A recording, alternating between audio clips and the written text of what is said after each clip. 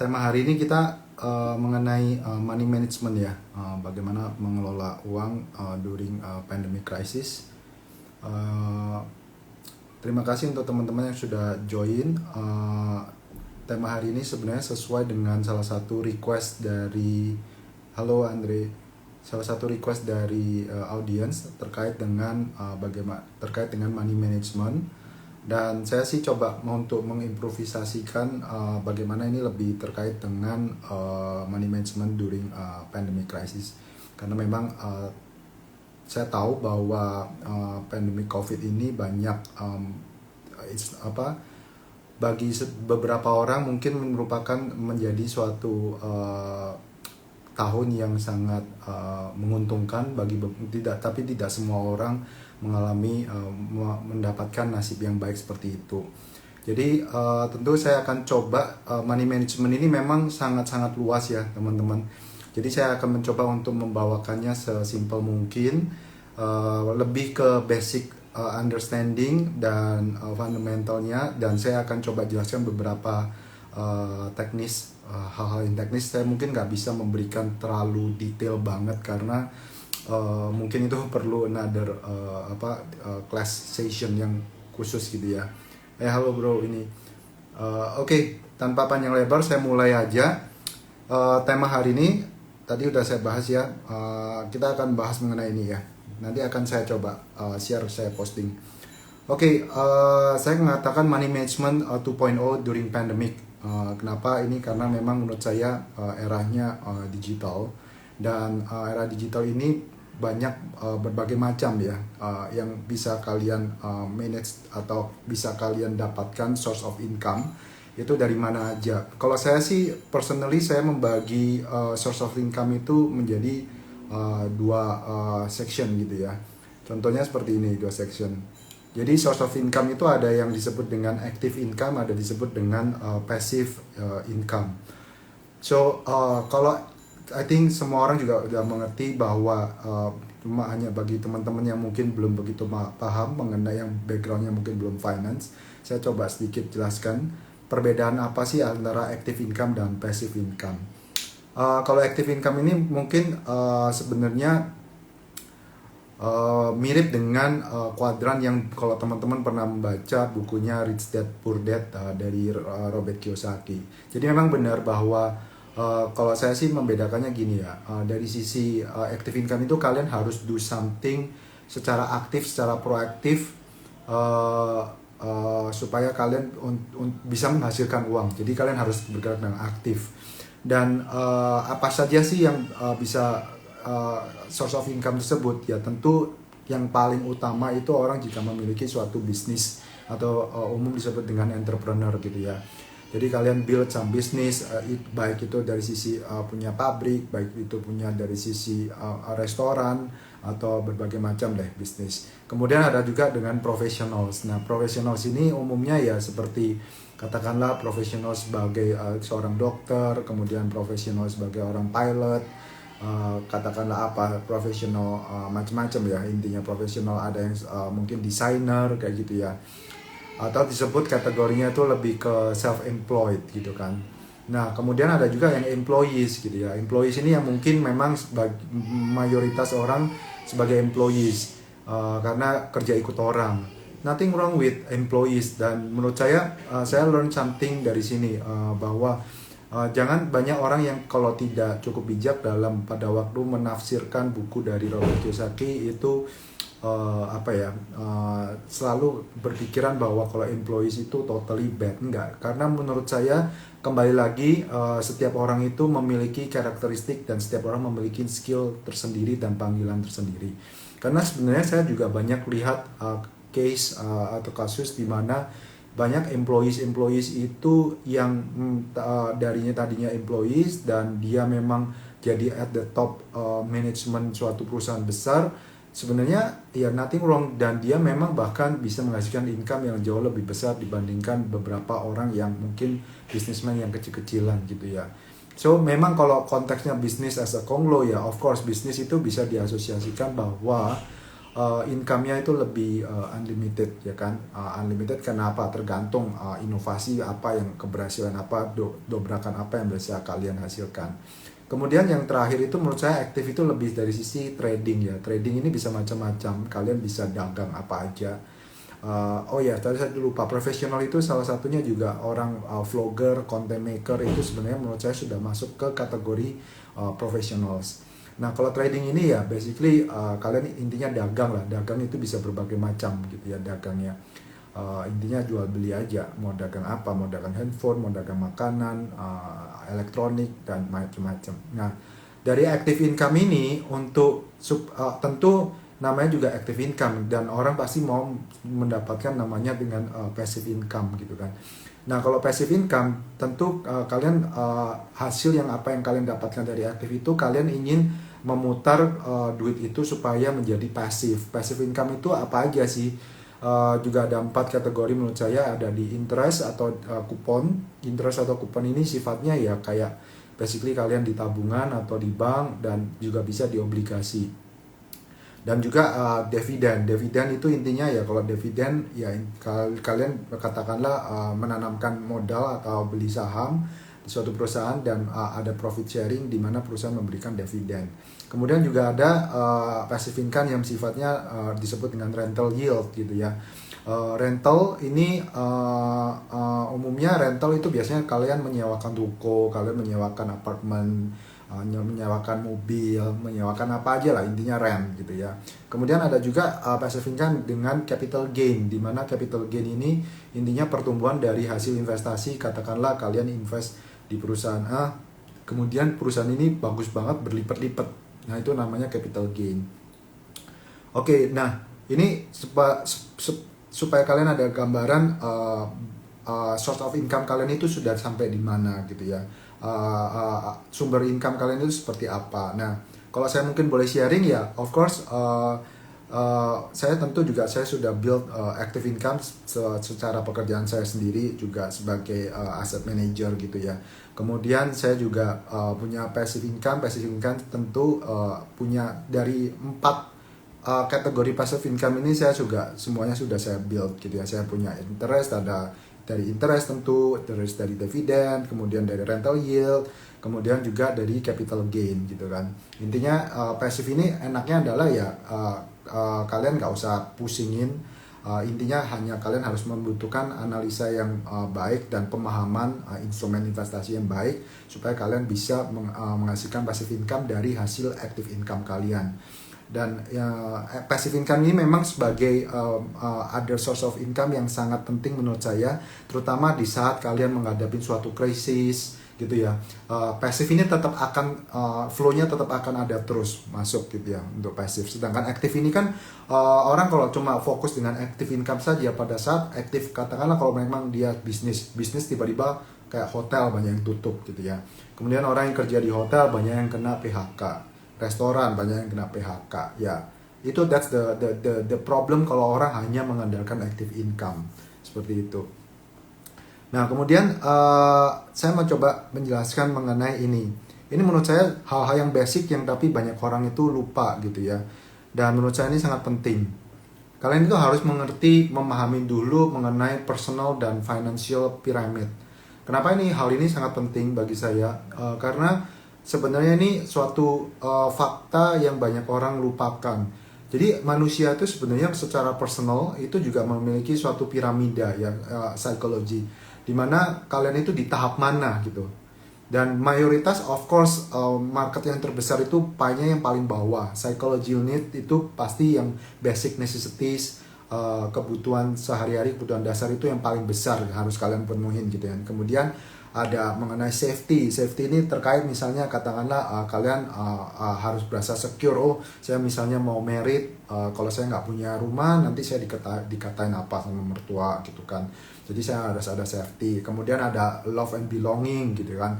Love and belonging ini mulai achieving apa yang supaya kamu itu mendapatkan fulfilling apa yang ingin kalian capai pekerjaan yang kalian sukain. Nah itu love and belonging. Terus ingin kadang ini membahagiakan parents atau ingin menyekolahkan saudara yang lagi membutuhkan. Nah seperti itu. Kemudian ada esteem ya, self esteem. Ini intinya kalau self esteem itu kamu biasanya orang itu sudah mencapai level strata tertentu yang ingin direcognize dengan ini, makanya ada yang namanya strata sosial gitu ya. Banyak orang yang biasanya kalau orang udah levelnya di self esteem ini ya saya ngomong apa adanya, nggak kalian bakal sering melihat orang itu cenderung ya bisa disebut kalian mau pamer apalah, pamer jam tangan lah, pamer mobil lah, pamer apa. Nah itu orang sudah udah masukin di self esteem gitu kan. Kemudian ada self actualization. Nah self actualization ini intinya kayak kalian mau do something big yang menunjukkan bahwa ini loh aktualisasi diri saya itu seperti ini. I can do something for many people kayak gitu ya. Nah tahapan-tahapan ini sebenarnya menurut saya itu pemahaman yang sangat penting yang harus kalian mengerti. Karena kalau kalian lihat piramida yang kiri dan piramida yang kanan itu sebenarnya menurut saya hampir berbanding lurus, ya kan? Kalau kalian memang masih di level bawah, ya kalian cenderung pasti mainnya banks gitu kan. Tapi kalau kalian udah levelnya naik, kalian naik lagi di bonds. Tapi kalau kalian sudah mencapai level psikologi kalian itu, kehidupan kalian udah level di self esteem, pasti kalian lebih favorable di stocks. Semakin orang semakin ke atas itu makanya kalau piramida yang tertinggi itu adalah collectibles. Collectibles itu apa? Collectibles itu kayak orang-orang, katakanlah orang-orang kaya gitu ya. Dia konglo biasanya mereka punya collectibles item. Jam tangannya itu yang bisa ratusan juta. Kemudian punya lukisan yang harganya bisa ratusan juta dan bisa harganya miliaran gitu ya. Itu collectibles. Nah, kenapa pemahaman ini sangat penting menurut saya? Karena banyak orang itu miss dulu kalau saya perhatiin. Dan termasuk saya sendiri dulu juga tidak memahami ini zaman waktu saya masih muda. Jadi banyak orang itu kan gini. Kalian itu ingin tiba-tiba banyak orang tidak mengetahui kapasitas kalian sampai di mana, kemampuan kalian sampai di mana, level strata kalian itu di mana.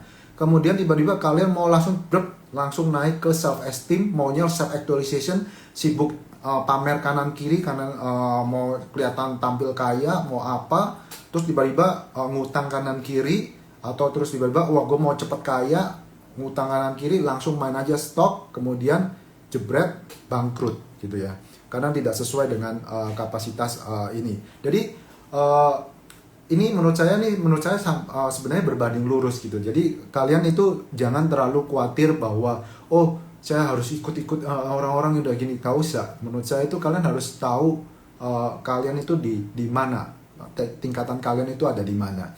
Nah itu sebabnya menurut saya ini pemahaman sangat penting untuk menjadi basic fundamental kalian. Nah kemudian sebelum itu mungkin saya jam sedikit mengenai saya mau coba share ke kalian apa sih yang disebut dengan 72 rules gitu ya, aturan 72. Basically ini very simple supaya kalian ngerti knowledge-nya. 72 rules itu merupakan suatu aturan yang untuk mengetahui seberapa cepat kalian itu bisa melipat gandakan investasi kalian untuk menjadi double. Jadi supaya kalian itu ngerti gitu loh, bahwa kalau kalian mau tahu, ini hitung-hitungannya gampangnya kayak gini. Kalau saya misalnya taruh di deposito sekarang katakanlah bunganya cuma 3-4%. Berarti duit saya tuh untuk menjadi double itu kalian butuh berapa sih? Ya tinggal aja dibagi 72 dibagi 3. Ini proximity-nya ya. Tapi ini 72 rules ini memang benar-benar very proximate untuk mendekatin lah intinya. Jadi benar kalau kalian ngandalin deposito zaman sekarang krisis kayak seperti ini ya, kalian harus tahu bahwa duit kalian itu katakanlah kalian punya uang 1.000 atau udah gampang, kalian punya uang 100 untuk menjadi 200 itu butuh 24 tahun loh teman-teman. Jadi kalian harus ngerti itu. Saya nggak mau ngomong ini ada rumusnya, tapi saya nggak mau ngomongin terlalu jelimet, nanti kalian pusing. Intinya kalian ikutin aja ini aturan ini. Kalau kalian naruh suatu ekspektasi di obligasi atau katakanlah suatu investasi yang menawarkan bunga 5%, berarti kalian ada bayangan, oh untuk supaya duit saya double dengan bunga 5% itu berarti 72 bagi 5. Berarti berapa? Oh saya butuh waktu 14 tahun loh duit saya ini untuk double gitu ya. Nah, begitu juga itu udah sesuai urutannya. Kalau kalian dapat katakanlah investasi di capital market, di pasar modal gitu ya. Katakanlah ekspektasi kayak tahun ini, katakanlah JCI kita return lebih dari 30%. Kalian untuk meningkatkan double uang kalian katakanlah dari 1 juta menjadi 2 juta, itu kalian hanya butuh waktu 2 tahun. Tapi memang kalian harus tahu bahwa semua itu ada fluktuasinya. Tapi at least ini kalian supaya ada gambaran framework yang benar bahwa oh nggak semata-mata kalian itu fokusnya ke bank melulu gitu ya. Dan kalian harus paham betul bahwa di tengah krisis itu kenapa sih selalu ada peluang investasi yang sangat besar. Karena kalian harus berpikir logiknya seperti ini. Pada saat di tengah krisis itu kan bunga bank itu cenderung akan di-cut terus, turun terus. Jadinya lama-lama itu terjadi, orang itu lama-lama sudah muak gitu ya sama kondisi dengan bank. Gila aja gue taruh duit di bank cuma dapat 3-4%. Sebenarnya bank itu bukan untuk alat investasi ya teman-teman. Yang harus kalian pahami bahwa bank itu hanya untuk tempat ngendon atau tempat parkir.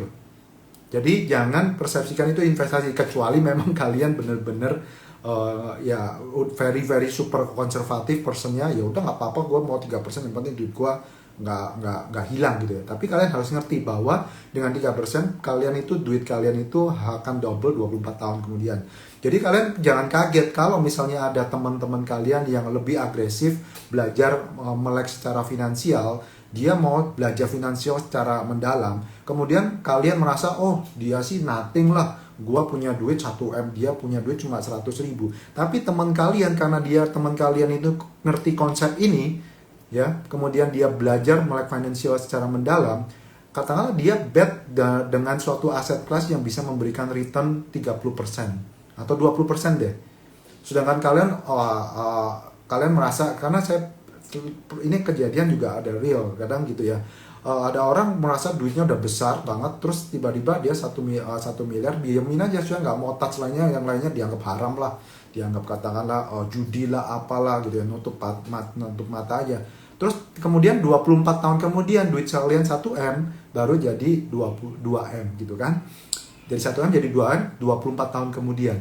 Nah bayangin kalau temen kalian yang mau belajar secara serius mengenai financial, dia ngerti konsep ini, dalam 24 tahun kemudian kalian itu sudah ketinggalan jauh banget gitu ya cara melihatnya. Karena dia katakanlah dia bisa double dalam tiap waktu 2-3 tahun, double duitnya, double mungkin dalam 24 tahun kalian mungkin katakanlah kalian jadi 2M, teman kalian bisa jadi 5M gitu ya. That's the apa ya, the magic of finance market gitu ya. Nah kemudian ini yang key rules dalam money management ya. Dalam key management itu money management itu kalian ada 2 hal penting yang harus kalian ketahui, yaitu mengenai personal profile dan financial budgeting.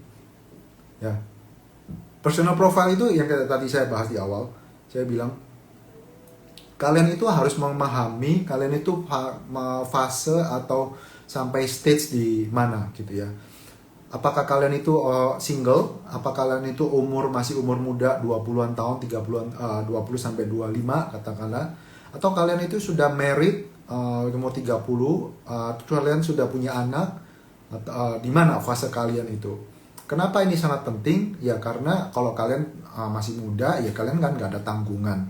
Jadi kalian itu harus ngerti betul bahwa kalau kalian gak ada tanggungan, kalau kalian orang yang sangat konservatif, kalian itu harus merenungkan diri lagi gitu ya. Kenapa kalian itu konservatif? Apakah ada trauma-trauma tertentu yang bikin kalian itu terlalu konservatif? Karena kalian harus pakai common sense, logik kalian. Kenapa kamu harus so konservatif kalau kalian itu masih umur 20 dan gak ada tanggungan? Apa yang kalian takutkan gitu loh, gitu kan. Itu yang harus kalian ngerti. Tapi kalau orang yang memang sudah married, sudah punya anak, sudah ada tanggungan, harus nanggung orang tua, harus nanggung istri atau apa ya, itu wajar, dia pasti profilnya, risknya pasti agak menurun dia.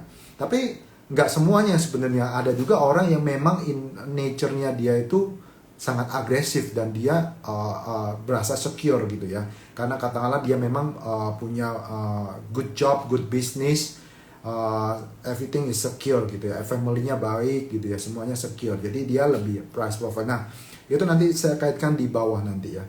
Nah, kemudian goal atau objektif kalian itu maunya apa? Karena nggak bisa disamaratakan. Money management itu nggak bisa disamaratakan. Kalian harus bisa membagi pengelompokan. Apakah ada kuota yang kalian alokasikan untuk leisure? Leisure ini katakanlah untuk traveling, untuk senang-senang, untuk happy-happy. Kemudian atau kalian untuk beli rumah, atau untuk yang orang yang sudah tua, mungkin untuk pensiunan atau untuk sekolah anak. Itu kalian harus tahu satu-satu, jadi ada klasternya gitu ya teman-teman, dan jangan dicampur aduk gitu, itu pusing kalian kalau campur aduk, jadi ada klasternya.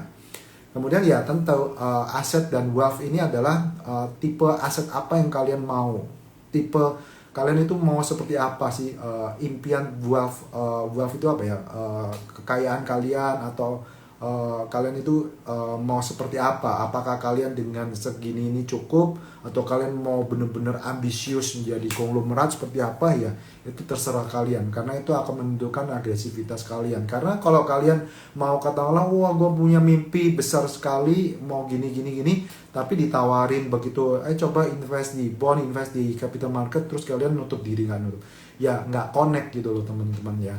Jadi kalian harus ngerti. Nah, financial budgeting ini sangat penting juga. Kenapa? Financial budgeting ini yang langsung berhubungan dengan teknisnya. Teknisnya itu adalah kalian tentu harus mempunyai emergency cash gitu kan. Dan I think ini semua orang udah ngerti. Rule of thumb, banyak orang yang ngomong ada yang 3 bulan, 6 bulan, itu tergantung fase mana. Kalian fase di mana gitu kan. Kalau kalian anak-anak muda, kos-kosan, ada orang ngandalin orang tua, ya cash sih kalian nggak perlu butuh-butuh amat banyak gitu ya. Aku 3 bulan emergency cash dana darurat sih enough gitu ya, karena kalian benar-benar ada backup. Kecuali kalau kalian memang sudah berkeluarga, katakanlah mungkin emergency cash itu kalian butuh katakanlah minimal katakanlah 1 tahun, karena kalian ada tanggungan anak, kalian ada tanggungan itu katakanlah kalian kebutuhan kalian 10 juta per bulan. Berarti kalau kalian untuk butuh 1 tahun ya kalian butuh 120 juta. Jadi ya udah terserah kalian bisa, karena ini kembali lagi yang tadi personal profiling kalian itu seperti apa. Nah, masalah kemudian yang kedua yang penting menurut saya, masalah security and protection.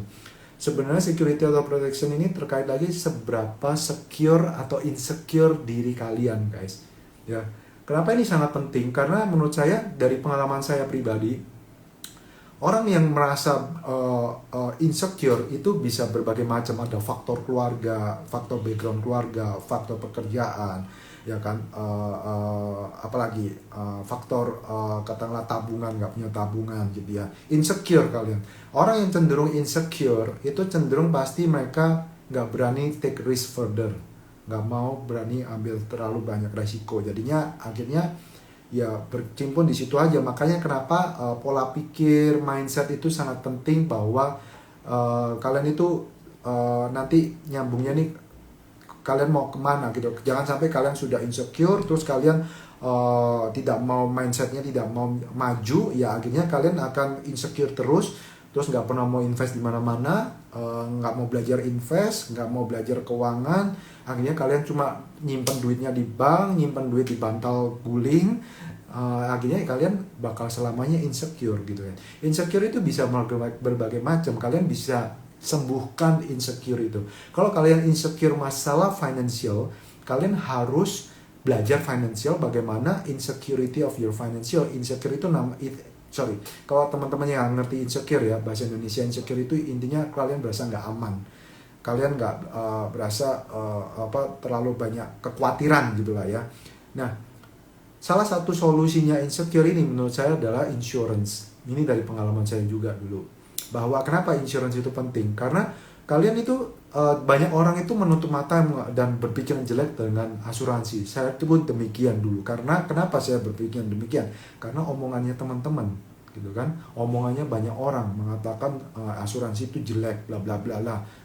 Kemudian ada, ya biasalah, ada certain case yang jelek dibesar-besarkan, yaitu ibaratnya kayak orang mau olahraga aja ditakut, jangan gowes ya, kalian ntar dibacok orang dan dicuri. Ya itu kan semua resiko itu ada, tapi resiko kecil digede-gedein, akhirnya orang berpikir menggeneralisasinya jelek gitu. Setiap apapun tindakan kita itu ada resikonya gitu ya. Bagaimana kalian menjaga resiko itu, intinya gitu. Nah makanya resiko utama kita apa? Katakanlah kita cacat, patah tulang, kecelakaan atau apa, kemudian nggak bisa kerja lagi. Nah, jadi kan kalian takut ke hospital, kalian harus ke operasi, harus apa gitu kan. Nah itu bisa diprotek gitu loh. Protectionnya apa? Asuransi. Nah begitu kalau kalian memang sudah mengasuransikan ini, kalian akan berasa free, trust me. Kalian akan berasa lega. Dan banyak orang itu meremehkan itu, ya kan. Nah kalau misalnya kalian tahu bahwa kalian harus hitung-hitung lagi nih masalah asuransi itu seperti apa. Kalau katakanlah kalian tahu, oh saya misalnya butuh premi, katakanlah saya tuh butuh backup duit 1M nih. Kalau misalnya katakanlah saya sampai ada resiko apa, saya dipecat atau apalah, atau saya sakit berat apa, saya butuh 1M, ya udah cari premi asuransi 1M. Ya banyak pilihannya zaman sekarang itu jauh lebih kompetitif ya teman-teman ya.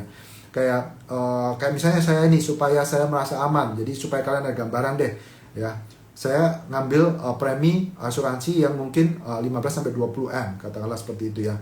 Kemudian ya berapa besarannya premi yang harus saya bayar. Nah, besaran premi yang harus saya bayar itu macam-macam tergantung produknya. Saya mungkin bisa kasih kalian hint ya bahwa salah satunya itu Aksa Mandiri ya. Nah, saya ngomong apa adanya, ini personal honest opinion ya, bahwa menurut saya ini sudah cukup bagus dia punya premi dan fee-nya itu dan coverage-nya itu sudah cukup bagus. Nanti kalian tinggal cari aja. Nah, itu saya bayarnya berapa?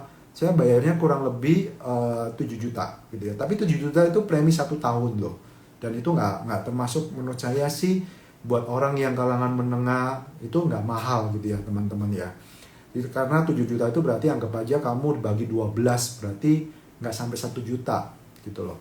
Jadi itu menurut saya udah oke banget. Tapi dengan ada asuransi ini kalian berasa lega, kalian berasa berani jadi risk taker gitu kan. Karena kalian sudah ada backup. Nah kemudian masalah ketiga, cash flow dan capacity. Nah kalian juga harus memahami cash flow capacity, kapasitas kalian itu sampai di mana gitu kan. Income dan expense kalian itu surplus atau defisit. Kalau kalian defisit ya jangan memaksakan diri untuk invest. Karena itu namanya kalian naif gitulah ya. Udah defisit, maksa ngutang kanan kiri, kemudian rugi, terus kalau udah rugi nyala-nyalain orang. Menurut saya itu nggak bijak teman-teman. Jadi kalian fokus aja intinya sekarang nih. Kalau memang kalian masih defisit ya udah fokus bagaimana kalian gedein income kalian gitu ya, sampai benar-benar kalian dapat surplus. Katakanlah income kalian sekarang katakanlah cuma 3 juta ya. Nah kalau income kalian cuma 3 juta kemudian kalian sampai defisitnya karena pengeluaran kalian 3,5 juta. Nah kenapa gitu loh, 3,5 juta ini apa yang bisa kalian kurang-kurangin itu apa? Apakah kalian banyak seringkali credit card yang berlebihan, belanja yang berlebihan? Yang itu kalian yang tahu itu diri kalian. Jadi kalian harus jujur juga terhadap diri kalian gitu ya. Nah terus ya sampai saya juga pengalaman nih teman-teman, saya share ke teman-teman. Zaman dulu saya orangnya cukup berani cukup boros gitu ya. Saya suka spending. Kemudian sampai suatu saat saya juga tahu bahwa saya defisit. Dan itu sebenarnya jujur aja itu menjadi suatu habit loh. Sampai akhirnya suatu ketika saya karena bagi teman-teman yang mungkin dulu sudah tahu pernah dengar my IG live sebelumnya, saya kan sempat bangkrut kena forex gitu ya.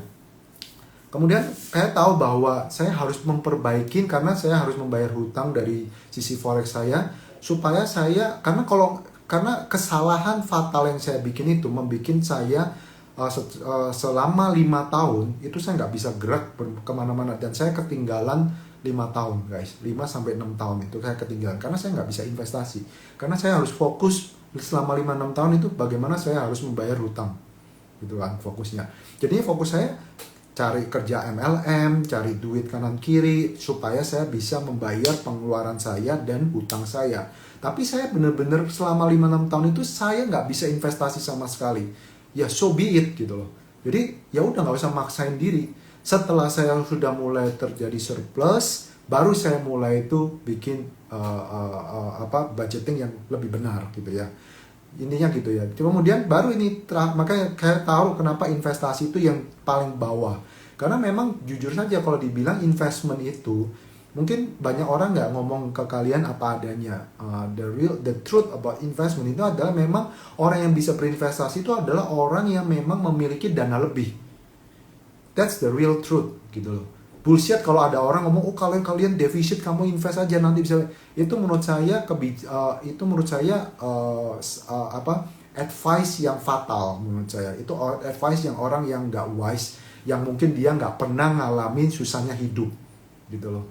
Tapi saya tahu bahwa in general orang itu sekarang ini during pandemic ini kan kalian banyak orang yang terdampak gitu ya. Jadi saya nggak mau yang muluk-muluk ngomongnya gitu ya. Jadi saya ngomong apa yang based on reality-nya guys, urutannya. Jadi kalau kalian nggak ada duit lebih atau surplus, forget it about investment. Focus on how to create your new income. Kalian mau jadi apa? Katakanlah zaman sekarang itu ada dropship. Kalian punya kreativitas menggambar, kalian gambar topi, kemudian kalian bisa jual topi. Kalian gambar casing handphone, kalian bisa jual handphone. Cari aja kalian dropship gitu ya. Cuma memang itu nggak spesialisasi di saya, jadi saya konteksnya lebih ke finance. Oke, kemudian ini ada juga yang disebut dengan 50, 30, and 20 budget rules. 50, 30, and 20 budget rules ini memang yang pada umumnya yang aturan yang sangat umum dipakai banyak orang gitu ya. Bagaimana kalian mengatur budget kalian secara bijak gitu lah. Kalau kita lihat 50%, 50% dari dana kalian, penggunaan dana kalian itu umumnya memang dipakai untuk basic necessities, ya kan, untuk keperluan katakanlah sandang pangan papan gitu kan. Sandang pangan papan ya pasti berhubungan dengan makanan, groceries, kemudian transport kalian untuk ke tempat kerja atau ke sekolah, kemudian ada tagihan-tagihan listrik yang kalian harus bayar, dan katakanlah kalau kalian punya rumah ya kalian harus bayar cicilan rumah gitu kan, dan atau mungkin kalian ngekos gitu ya. Ya intinya sebisa mungkin menurut saya memang ya, aturan ini tidak rigid, tapi menurut saya ini aturan yang cukup baik yang bisa kalian aplikasikan ke kehidupan kalian gitu ya.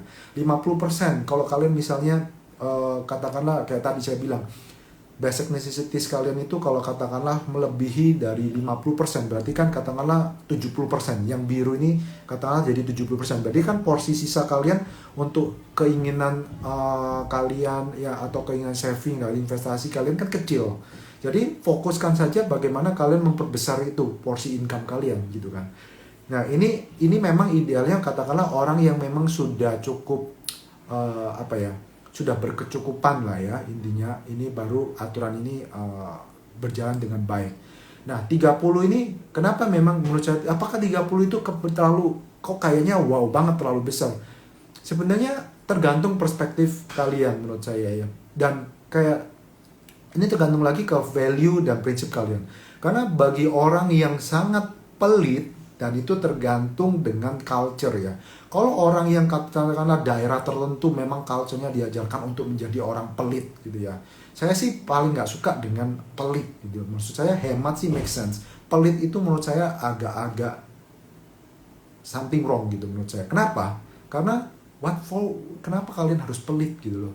Kalian mati nggak bawa duit kok, ngapain harus pelit gitu loh. Ya kan? Kalau hemat beda, saya ngerti gitu loh. Nah, kadang kalau saya ketemu orang pelit itu kadang saya gregetan, jujur aja. Sama dirinya sendiri, sama orang ini ngeluarin duit 10.000 aja perhitungannya setengah mati. Itu namanya pelit gitu ya teman-teman. Nah, kenapa porsi 30% ini menurut saya cukup wajar dan cukup sehat? Karena kalian itu perlu bersosialisasi dengan teman ya. Kalau orang yang pelit nggak mau bersosialisasi dengan teman, ya udah jangan harapin kalian punya teman. Gitu aja, simple. Terus kalian punya kebutuhan untuk shopping. Nah itu kalian kan perlu entertain yourself. Itu sangat penting menurut saya. Karena I know everyone ada kalanya kalian stres dalam kerja. Kalian perlu entertain yourself untuk boost atau menstimulate kepuasan kalian. Karena manusia itu kita mau nggak mau, namanya kita adalah makhluk hidup ya. Kita itu harus distimulate supaya creativity kita keluar gitu ya. Entertainment apa? Macam-macam. Bisa entertainment, nonton ke bioskop, bisa recreation, traveling. Itu perlu. Kenapa? Karena dengan adanya itu kalian dapat ide baru. Ya kan? Makanya kan menurut saya 30% itu bukan hal yang nggak wajar. Menurut saya itu wajar. Apalagi travel zaman sekarang gitu ya. Kalian gain experience, kalian gain knowledge. Kalian perhatiin, banyak saya perhatikan anak-anak muda zaman sekarang, millennials, itu jauh lebih knowledgeable karena mereka banyak bereksperimen, eksplorasi, traveling. Akhirnya dengan banyak ide mereka bisa meng-create income, gitu ya. Itu yang harus kalian pikir balik. Banyak orang yang lupa bahwa tuh saya duitnya mepet, saya nggak mau kemana-mana, kemudian saya karena orang yang pelit, saya nggak mau kemana-mana, saya dongkrong diem aja di rumah. Terus gimana kalian bisa ekspektasi duit kalian berkembang, gitu ya. Jadi itu yang harus kalian pikirin. Bagaimana bahwa 30% yang kalian spendingkan ini, make sure bahwa 30% yang kalian spendingkan ini suatu saat berguna gitu loh. Jangan 30% leisure untuk apa? Ngedrugs. Ya itu namanya gila. Maksud saya nggak make sense. Tapi kalau 30% untuk traveling, untuk coba makanan ini, coba ini, explore apa gitu ya. Kemudian kalian dapat ide banyak, kemudian kalian create konten, nge-vlog gitu ya. Kemudian dapat duit gitu loh. Nah, itu bedanya ya sebenarnya. Nah, kemudian 20% savings. Nah, kalau 20% savings ini menurut saya ini balik lagi. I think ini kategorinya mungkin dia mempersimpelkan ini ya. Savings ini mungkin bisa jadi part of investment di sini. Jadi menurut saya kalau 20% savings itu too much lah. Kalau pure definisi savings ya. Jadi menurut saya savings itu kalau kalian sudah mempunyai asuransi yang jelas, dana kalian itu yang nganggur emergency di bank atau di yang rate-nya sangat rendah itu nggak perlu sangat-sangat besar guys, karena itu sebenarnya kalian rugi dimakan biaya beban bank, rugi dimakan inflasi, makin lama makin nggak ada artinya dan ciut duit itu. Jadi duit yang ada di savings itu memang hanya untuk emergency case dan don't expect too much lah dari situ gitu ya. Oke, nggak berasa udah 30 menit lebih. Saya mau masuk sesi terakhir. Mungkin kalian kalau ada pertanyaan, feel free. Kalau ada masalah keuangan apa, mungkin kalian mau tanya ide apa, feel free ya. Kemudian ini ya, sesi yang terakhir ini menurut saya ini tadi terkait lagi understanding the financial risk pyramid ya. Jadi kayak tadi saya bilang di sesi ya saya share slide sebelumnya bahwa kalian harus tahu bahwa majority yang paling bawah itu memang hampir bisa saya bilang hampir semua orang itu pasti sudah tahu, sudah paham dan banyak yang punya gitu ya. Mungkin orang-orang kecuali kalian orang-orang di daerah, orang-orang di desa yang belum melek banget finansial, belum ada financial inclusion di Indonesia ini kan memang masih tergolong cukup rendah. Cuma dengan adanya era digital sih cukup tertolong dengan baik gitu ya. Jadi intinya semakin kalian mau naik tingkat ke atas, makin levelnya naik ke atas, itu kalian harus paham bahwa resikonya tuh akan makin lama makin tinggi ya. Jadi supaya kalian untuk bisa mencapai di level yang teratas, itu kalian harus make sure knowledge dan wawasan kalian itu memadai. Jangan sampai, nah ini saya kasih tahu pengalaman pribadi saya ngomong apa adanya guys. Saya kan dulu pernah ceritakan saya pernah bangkrut kena forex. Zaman saya masih umur 20 tahun ya, waktu itu masih cuma kuliah. Kemudian karena saya termakan omongan orang, saya cukup naif, saya mainnya langsung ke futures loh guys. Saya mainnya langsung di paling atas topnya, naif gitu kan. Akhirnya apa yang kena? Yang saya bangkrut, habis banyak duit, saya hutang gitu kan. Kemudian ya konsekuensinya apa? Harus ada harga yang dibayar. Saya selama 5-6 tahun nggak bisa ngapa-ngapain, dan saya hanya bisa nggak bisa teman-teman pada waktu itu yang berkecukupan, ada backup dari orang tua, ada apa, dikasih duit kanan kiri sama orang tuanya, jadinya mereka bisa invest sana sini ya. Saya cuma bisa apa pada waktu itu? Saya cuma bisa fokus baca buku gitu ya. Saya baca aja terus, kerjaan saya cuma baca aja. Orang saya nggak punya duit lebih untuk diinvest, apa yang mau saya invest gitu loh ya kan. Makanya pengalaman-pengalaman pribadi yang kayak seperti ini nih saya willing to share ke teman-teman supaya kalian aware dengan resiko-resiko yang kalian ambil gitu ya. Jangan sampai kalian repeat the same mistake yang kesalahan yang pernah saya bikin, karena 5-6 tahun itu cukup berharga, yang waktu yang kehilangan gitu guys. Karena 5-6 tahun itu dampaknya sangat besar sekali ya ke financial kalian. Nah, gitu ya. Mungkin kalau ada pertanyaan, nah saya mau kasih gambaran gini ya, mungkin sebagai penutup supaya kalian mau tahu mindset konsumtif itu memang sometimes it's become habit, dan kalian harus coba untuk bisa merubahnya. Nah, ini saya ada bikin slide yang cukup menarik ini supaya kalian ada gambaran perbedaan kalau kalian konsumtif dengan kalian belajar untuk invest secara supaya memperbaiki kondisi financial kalian. Ini yang cukup menarik teman-teman. Oh damn, ini saya lupa ganti formatnya.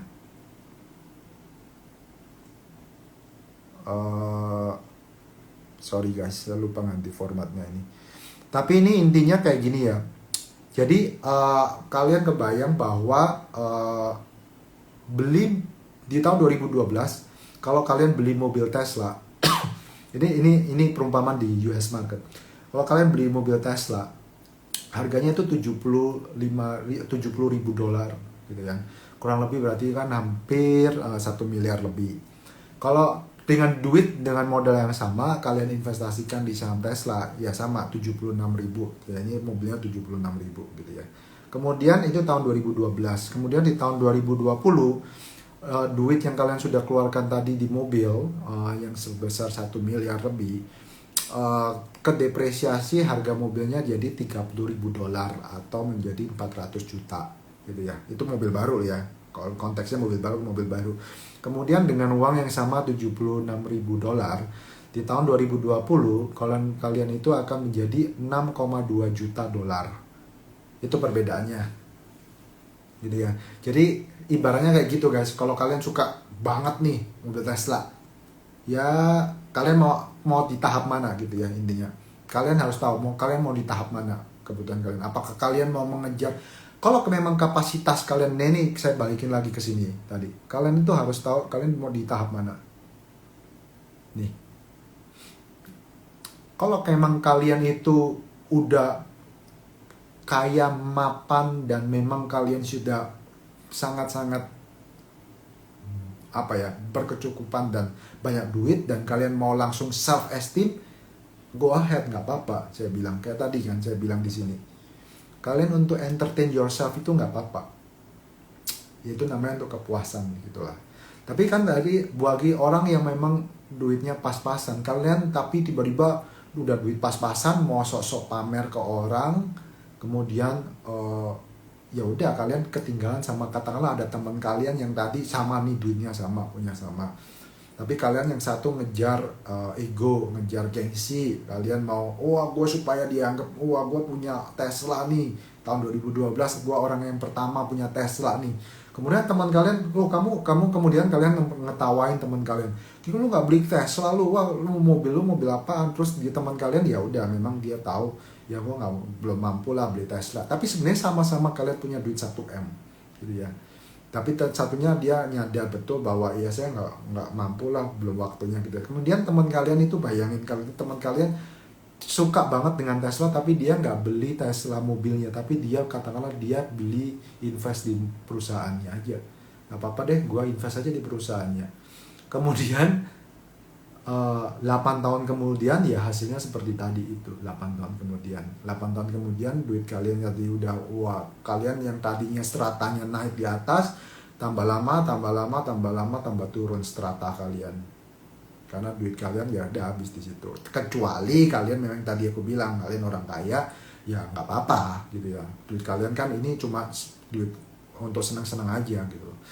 Nah, tapi kalau maksud saya konteksnya sama-sama kondisi ekonomi mau financial kalian sama, ya kalian kalau ngandalin ego, gengsi, kalian turun. Teman kalian yang langsung punya $6 juta, dia bisa beli langsung itu berapa puluh Tesla gitu loh. Dia bisa beli langsung 20 Tesla gitu kan, logically. Ya kayak gitu guys. Itu that's the reality yang harus kalian understand, pahami itu. Makanya kadang maka saya bilang berhemat itu oke, tapi jangan pelit ya teman-teman ya. Berhemat itu oke, dan itu part of ya kalian harus mawas diri gitu ya. Jadi jangan gengsi, intinya seperti itu. Untuk for the sake of yourself, tahan, kalian katakanlah dan kalian kayak di sesi saya sebelumnya saya bilang mitos-mitos bahwa during crisis itu kalian harus menciut diri, taruh duit semuanya di bank, semua itu salah besar. Kalau kalian punya duit lebih during crisis, itu waktunya kalian investasi, ya kan? Tapi jangan lupa juga, jangan kebablasan bahwa kalau kalian investasi terus kalian nggak pernah spending buat menyenangkan diri kalian sendiri, ya bagaimana ekonomi bisa berputar gitu loh kan? Jadi tetap orang itu makanya porsi untuk spend itu penting, supaya hasil kamu invest tapi ekonomi juga berputar gitu ya. Oke, ini ada pertanyaan, kok bener nggak sih kita harus jaga networking kita dengan relasi yang punya visi misi, dan kalau bisa income yang lebih di atas kita supaya kita improve ourselves? Thank you Sharon atas pertanyaannya, bagus banget. Memang menurut saya ini pertanyaan yang sangat valid, Sharon, dan itu menurut saya memang benar sekali. Jadi gini ya, intinya lingkungan kita itu sangat menentukan kualitas, karena itu kan apa yang kita serap gitu ya. Kalau kalian berteman dengan orang-orang yang negatif, kayak saya tadi bilang lah, katakan saya nggak usah jauh-jauh. Kalau saya orang yang benar-benar nggak ngerti apa-apa, kemudian saya salah langkah, kemudian saya berteman dengan orang-orang yang negatif, yang orang yang nggak suka saham. Karena saya kayak kasih contoh, zaman dulu saya banyak orang teman anti dengan saham, dikatakan judi. Zaman dulu saya pernah dengan ex mantan pacar saya dulu sampai pernah berantem. Cuma karena saya suka dengan saham, dia nggak suka dengan saham. Karena dia pikir saham itu judi. Dia nggak ngerti, dia nggak paham. Karena basically itu pendidikan yang diarahkan dari orang tuanya. Jadinya saya sampai berantem karena gitu. Karena ya susah. Itu masalah knowledge gitu ya. Nah makanya kadang kalau kalian semakin lama, semakin banyak mengerti, memahami, kalian itu memang untuk go to the next level, kalian harus bergaul dengan orang-orang yang lebih di atas kalian. Jadi networking itu memang sangat penting gitu kan. Makanya kenapa jangan kaget bahwa ada orang yang cenderung iri hati. Dia mengatakan, wah ini orang ini nggak pinter, tapi bisa sukses nih karena dia ini orangnya suka pinter pinter politik, pinter ini. Ya saya selalu pernah katakan, saya pernah selalu ajarkan bahwa kalian nggak usah terlalu membeda-bedakan, bahwa setiap itu orang itu mempunyai skill yang berbeda-beda. Skill itu bisa macam-macam. Menurut saya menjilat orang itu termasuk salah satu skill yang mungkin ya dia skillnya memang pinter baik-baikin orang, pinter ngelobi orang, pinter ngambil hati orang gitu ya. Kemudian background dia, otaknya katakanlah nggak terlalu pinter, dia finance-nya pas-pasan, tapi dia bisa, karena dia mempunyai skill yang kayak gitu, dia bisa naik jabatannya cepat. Tapi itu masalah, balik lagi, saya bukan mau ngejudge orang itu skill yang sangat jelek, ya itu kembali lagi ke value kita. Kalian mempunyai value hidup seperti apa? Kalau saya mempunyai value hidup adalah saya orangnya sangat gak suka dengan jilat-menjilat. Itu value saya gitu ya. Jadi ya terserah, kalau memang dia value-nya kayak gitu, tapi orang seringkali menjelek-jelekan dia, ya saya sih tutup mata aja. Saya bilang kalau ada orang yang jelek-jelekin kayak gitu, menurut saya dia basically cuma iri lah, basically. Ya kalau memang kalian merasa itu efektif dan kalian bisa meniru hal yang sama untuk mencapai level yang sama, income yang sama, ya do it gitu loh. Lakukan itu. Ya kan? Gak usah ngata-ngatain orang gitu. Tapi kalau memang itu tidak sesuai dengan hati nurani kalian, ya sudah, forget it, orang itu nggak usah jadiin bahan omongan gitu. Nah itu menurut saya itu sangat penting untuk improve yourself, Sharon. Jadi kalau saya misalnya mau dulu belajar banyak tentang asset management gitu ya. Ya saya banyak harus rajin telepon dengan klien-klien. Zaman dulu saya masih di analis gitu ya. Jadi saya harus banyak ngobrol, diskusi. Dulu saya sering juga lihat, jangan jadi katakanlah ada seorang analis yang kerja di broker gitu ya. Dia hanya cuma maunya nulis report, tapi dia nggak mau berhubungan dengan klien karena takut gitu kadang. Tapi padahal itu salah, bahwa kalian dengan berhubungan dengan klien, kalian banyak ngobrol, kalian jangan takut ya. Memang ada konsekuensinya. Kalau kalian salah ya dimaki-maki. Kalau bad timing, ya namanya manusia, dia juga bisa maki-maki kalian. Tapi kalian harus ngerti kondisinya apa, konteksnya. Tapi nggak semuanya seperti itu. Tapi kalian dengan banyak berkomunikasi, ngobrol, belajar, tukar pikiran, kalian akan dapat ilmu yang baru gitu ya, ide yang baru seperti itu. Bahkan akhirnya kalau kalian bagus connect gitu ya, kalian akan jadi networking yang baik gitu ya. Ini ada pertanyaan lagi. Kok untuk alokasi aset investasi untuk investor tipe agresif, berapa persen porsi ideal untuk saham, obligasi? Oke. Nah ini sebenarnya saya sempat dulu pernah bikin ya. Bentar ya teman-teman. Coba saya cari ya. Nah ini saya dulu pernah bikin ini teman-teman.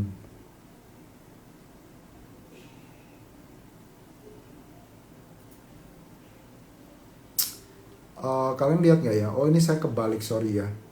Yang agresif yang di atas ya. Nah jadi ini kurang lebih seperti ini ya buat teman-teman yang kalau tahu, yang bawahnya yang konservatif gitu ya. Konservatif, moderate, dan yang lebih yang agresif. Jadi kalau ditanya reksadana saham atau saham related, ya menurut saya balik lagi tergantung fase kalian di mana. Sebenarnya kalau fase kalian katakanlah seumuran dengan saya, ya kan? Katakanlah umur dengan saya umur saya kurang lebih 36 gitu ya. Kalau seumuran dengan saya, punya berkeluarga, ini menurut saya idealnya seperti ini, yang paling atas. Reksadana saham atau saham related itu 40-50%, kemudian reksadana pendapatan tetap atau obligasi 20-30%, other cash itu cukup aja katakanlah 5-10% gitu kan. Properti ini kan pasti yang berhubungan properti, biasanya properti itu mayoritas memakan porsi yang paling besar karena properti itu big asset gitu ya. Gitu. Semoga menjawab ya. Tapi kalau kalian yang ya moderat, ya kurangin aja porsinya, tinggal dikecilin, dan porsi savingnya dibesarin gitu. Ini yang dulu juga pernah saya bahas, bahwa kalian dalam portfolio management itu kalian ada siklus seperti ini gitu ya, supaya kalian, kalau buat teman-teman yang mungkin sudah cukup advance di sini, yang memang sudah build your own portfolio, ini kurang lebih rule of thumb-nya bagaimana siklus yang harus kalian pahamin. Jadi kalian harus tahu tujuan, goal, kondisi likuiditas kalian apa, profil apa, kemudian strategi kalian mau apa.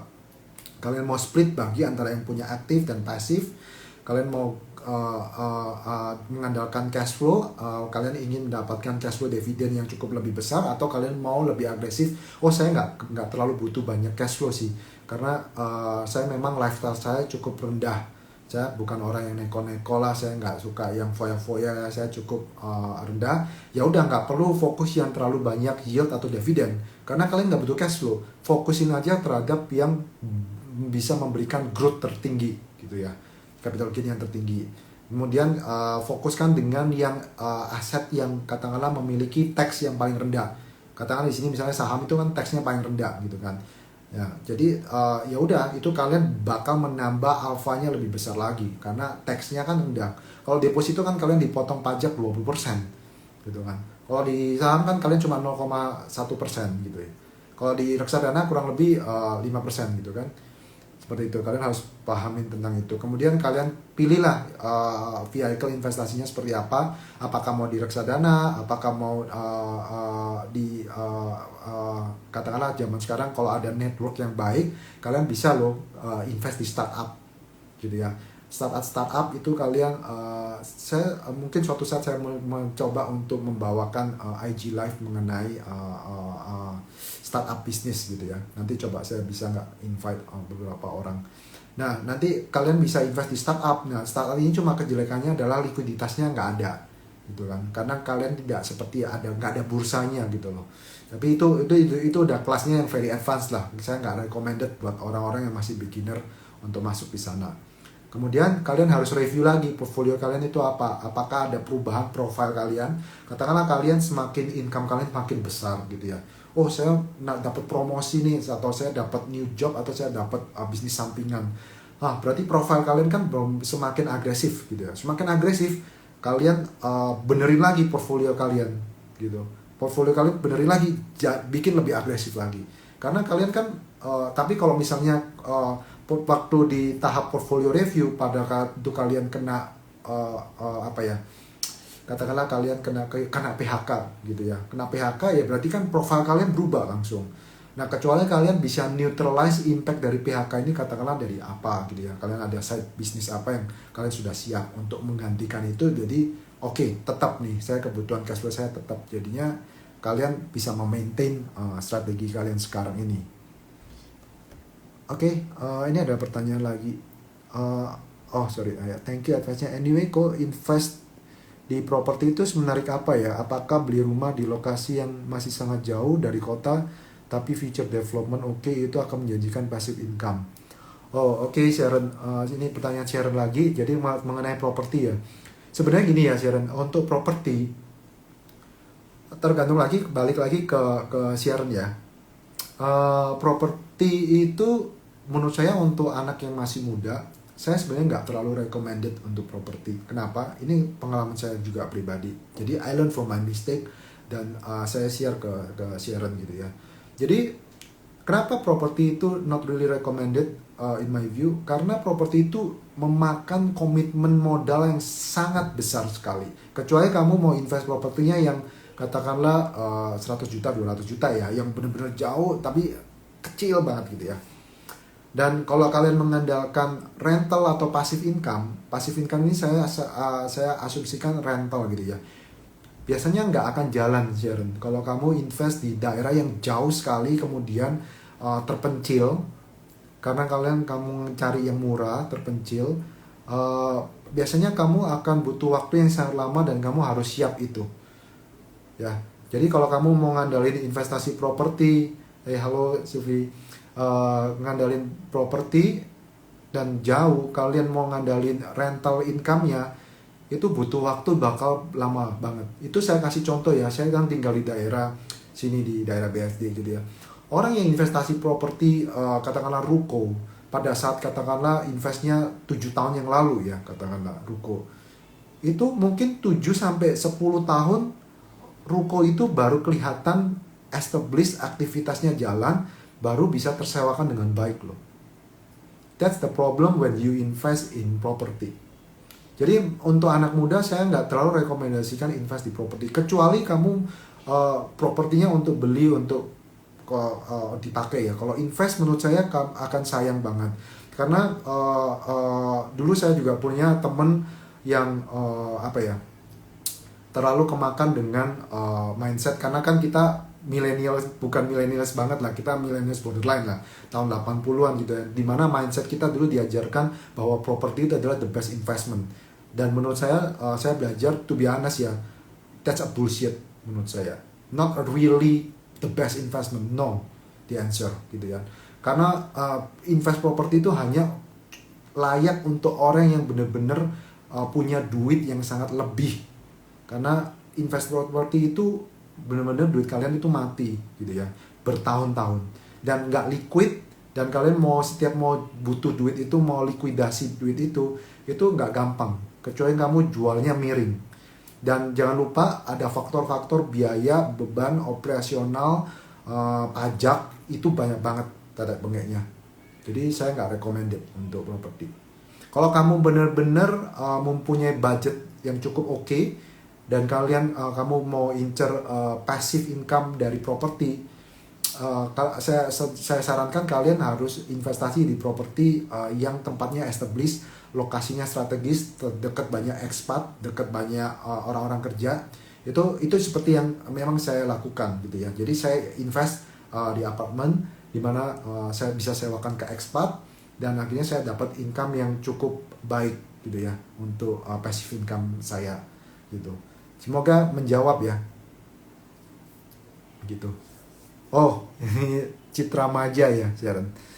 Ya, saya sih nggak terlalu recommended sih untuk invest properti ya, karena menurut saya kalian harus ngerti konsep mengenai turnover ya. Kalau turnover itu ibaratnya gini loh,